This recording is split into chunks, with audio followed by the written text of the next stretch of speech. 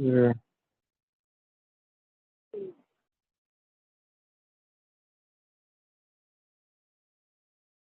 Okay. I believe that we are live. Hello, everyone. Today is Tuesday, and I typically do a deal analysis on Tuesdays, which we'll still do today. But what I wanted to actually do today was look at some other analysis, someone else's analysis, I guess is my point. I want to run through some appraisals, which were done by licensed commercial appraisals. These are commercial appraisals to purchase 100 units, 11 buildings, almost 6 acres, and the value of the property is currently, well, as of 2022, 17 million. And we have 2 appraisals here. This is the same appraisal. So I thought that it would be helpful to run through a commercial appraisal. Don't know how many people have seen a commercial appraisal, had the possibility of looking over something like this. This is what you will need in order to get a commercial loan to purchase a property or to build it, whatever it is. You're going to need an appraisal. That's what the lender is going to use. So I thought it would be great to go through it. And I have 2 of them here for the same property. This is an actual deal that is still on the table, still in the works. There's some what they call hair on it. That just means that there's some challenges that are unique to the deal that have to be worked out in order for it to close. But ultimately, I have 2 of them because I wanted to show you the wide range of differences between underwriting and having, 2 different people, even though they're licensed and have all the credentials, look at a piece of property and kind of come up with different numbers. And they walk through their math. But anyway, so we'll just start out with the values because that's how they start out. They do a quick rundown about the property and they start out with the values, and I'll explain as I go along. And I'm scrolling pretty quick, so if I miss anything, feel free to let me know, ask any questions that you may have. So there's 2 appraisals because one was done in 2022 and then another one was done in 2024. I was not involved with the one done in 2022. It was given to me as part of the due diligence package. The one that was done in 2024, my side, we commissioned that one. It's for our deal specifically. We wanted to check these numbers on the 2022 one to make sure that they were accurate. We didn't think they were, and they turned out not to be accurate. So with that said, let's go ahead and go through it. As mentioned, this is a live deal. It's currently on the market. It's currently listed in the market. And yeah, so we'll go through the 2022 one first. And as you can see, it places the value at 17.1 million for the 100 units. And there's a lot that goes into coming up with an appraisal, a commercial appraisal. Obviously, well, I'll walk through their inspection first. So when you order an appraisal, you basically reach out to an appraiser and schedule an actual walkthrough. You have to send them a bunch of documentation on the property, and then they do an actual walkthrough and inspect some of the units. And then they include their findings of inspecting those units on the appraisal. So they refer everything they're referring to in the appraisal. They did some form of research. Some of it is in the field, and some of it is more in the office or on the computer or what have you. So that is what they did here. They go out, they do their on-site inspection, and then you give them, depending on how much you pay, you can pay extra to have it rushed. But assuming that you don't have it rushed, you'll get your appraisal back in about 3 to 4 weeks. This is commercial appraisals. Not like an appraisal to buy a house. This is to buy a commercial piece of property, an apartment complex, a retail building, something like that. So it's a little bit more intricate. It's a little harder to value those because you don't have as many comps or comparables. So you have to work on, kind of have to do a lot of math and different things like that, and also some research in order to get to that point. Most of the appraisal is like, I won't say it's filler because it's not filler. It's important stuff. Like this right here is talking about the history of the property. Shows you a map of the area. So that's what I mean by filler. It's not, specific to this is information that you can find online if you do enough research yourself. The most important information from my point of view, and this is my opinion, I'm not an appraiser, but the most important part is the actual numbers, the financials of the property, because that's what makes up the number that was at the top, the 17.1. So I'm going to go through this pretty slowly. I just wanted you guys to kind of get a look of it. It's pretty long. They can be 200 pages. A lot of, that's a survey, a site plan, general description. It's very important information to have. You want to have this information, but it's definitely not the most important part. Once again, in my opinion, the numbers are what matters. So this one does go over the renovation budget, the renovations that have been done. So that's helpful to know what has been done to the property. It was done prior to my involvement of the property. So that's very helpful. Just kind of unit summary. Still more, kind of details about what is going on with the property, what is the current condition of the property. Now you see the layouts. They do a tax assessment as well so that you can see what the taxes have been. We're now coming up on the valuation assessment, and I'm scrolling down so that we can get to the financials, but I'm actually gonna move down a little quicker because there's a few pages that are ultimately the most important part. Here's some comps to show you like some of the other properties that are similar, kind of how they pencil. And so you start seeing some numbers now, so that's helpful. They do a few different approaches. One is a sales comparison approach. They also do an income approach, and that's where they actually look at the income. Here we go right here, the income approach, showing where the rents make up the value as opposed to the comps, which are other properties that sold that are similar. We're usually looking at the income approach because we plan to operate these as rentals. This is, some of the calculations that go for that. And once again, I'm scrolling down to get to the main page that shows the numbers.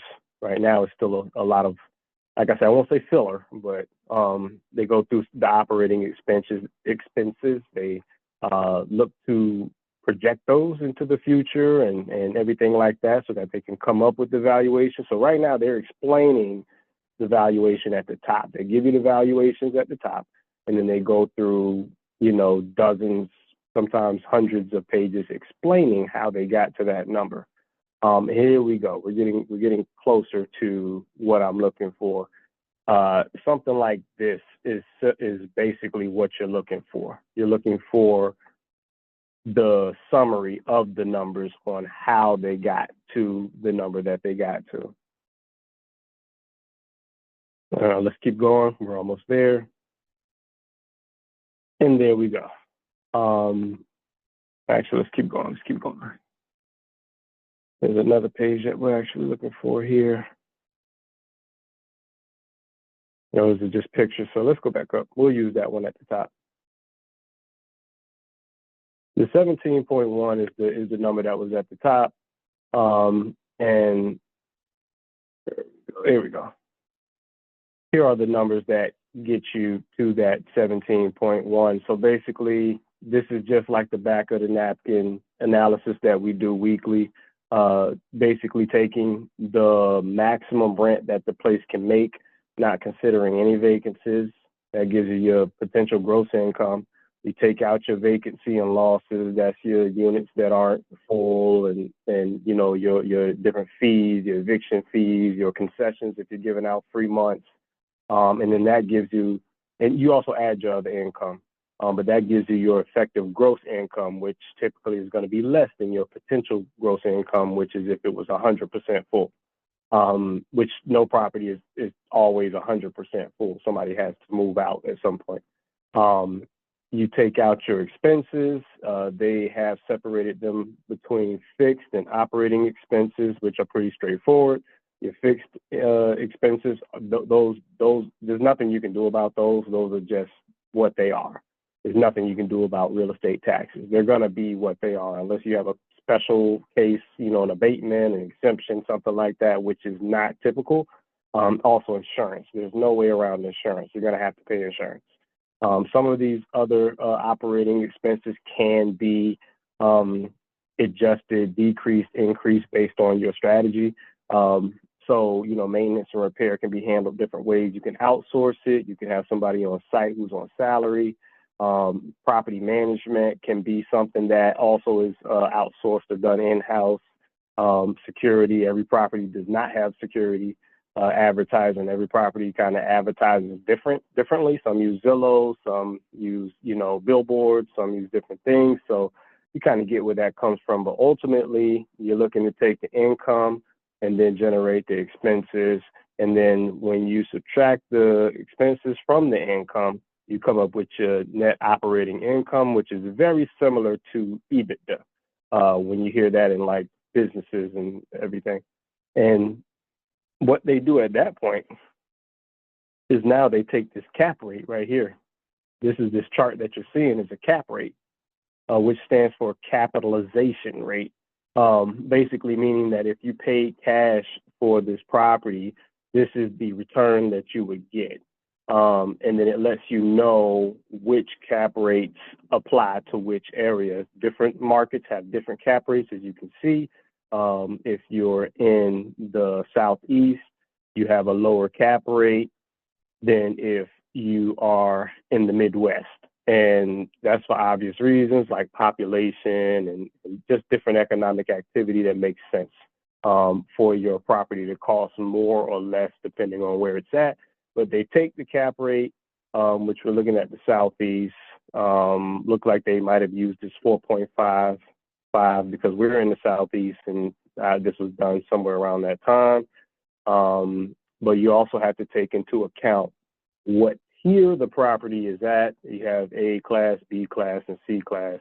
And then you have luxury metro and you have suburban. So it breaks down quite a bit. We're usually dealing somewhere in C class and B class. Unfortunately, in the communities that we work in, most of the properties are B class or C class, really C class, to be transparent. So the properties actually, they actually are valued a little less because of that, because of their location. So the cap rate is a little higher than right here. You get the 4.9. If it was A class, it'd be 4.5, which means that you'd be able to sell your property for more. On this particular deal, they selected the 5.8 cap rate, and then they took the 5.8 and kind of, did their calculations on the NOI from above, and that is how they came up with their 17.1. There were some things that were deducted. Rent loss, as you can see, renovation balance, and entrepreneurial profit were deducted from the 19.1 that they got from calculating the cap rate on the NOI, and then that brought it to 17.1. And the main reason I wanted you to see the one, to walk through it just to kind of demystify what an appraisal looks like. I do happen to be a number nerd, so that does help. It does help to be, a math person or what have you, but it isn't a requirement. But I wanted you guys to see. You see the 17.1 in 2022? So the same property. Let's look at this one briefly. 13.1. We're talking about a $4 million difference. And there hasn't been much change to the property. So just wanted you guys to see how different, these appraisals can be. This is the same exact property. 100 units, 11 buildings, built in 66. renovated in 2022. Same exact property, separate appraisal. Some appraisals are done for refinances. Some appraisals are done for purchases. Some appraisals are just done to get the value, and there's no change of ownership or change of, like the loan or what have you.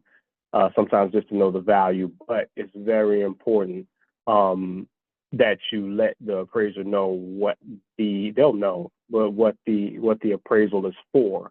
So they look at it with the right lens. But ultimately, let's see if I can find this page real quick so you can see all the different calculations that went into this new valuation. But basically, it all boils down to the NOI, which is like the EBITDA. And they place a multiplier on the EBITDA or the NOI in order to come up with the valuation. These are the comps. So they all kind of have the same, different companies, but they all have the same layout.